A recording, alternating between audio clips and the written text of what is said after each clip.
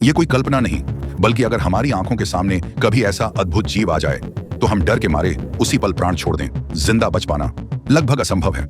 हमारे प्राचीन शास्त्रों में दर्ज एक सत्य है। जी हाँ, आज हम बात करने जा रहे हैं ऐसे ही एक रहस्यमयी जीव की, जिसके नाम भर से देवता भी कांप उठते थे। शास्त्रों में उसका वर्णन मिलता है। लंबाई इतनी विराट कि सैकड़ों योजन तक उसका शरीर फैला था, और एक योजन यानी लगभग 12 किलोमीटर। तो सोचिए, यदि उसका आकार 500 योजन हो तो यह 6000 किलोमीटर लंबा होगा।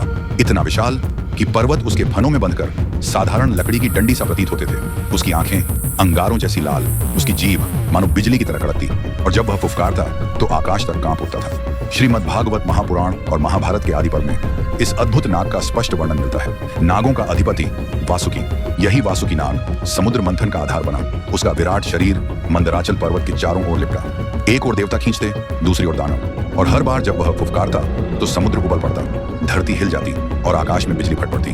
अब सोचो, इतना विराट नाग जो हजारों किलोमीटर लंबा था, वह भगवान शिव के गले में मात्र एक आभूषण है, तो स्वयं महादेव का आकार कैसा होगा? इसीलिए उन्हें कहा गया महाकाल, क्योंकि वे केवल मृत्यु पर नहीं बल्कि काल और ब्रह्मांड दोनों पर अधिकार रखते हैं। उनका स्वरूप इतना असीम है कि सुनते ही आत्मा कांप उठती है। वासुकी नाग केवल नागों का अधिपति नहीं, वह महादेव की अपार शक्ति का प्रतीक है। जब इतना विराट जीव भी शिव जी के गले में सिमट जाए तो समझ लो शिव जी का अस्तित्व कितना अगाध है। एक और रहस्य है नंदी महाराज का, जो केवल वाहन नहीं है बल्कि महाकाल की शक्ति के रक्षक भी हैं। उस रहस्य का पर्दा हम अगली कथा में उठाएंगे।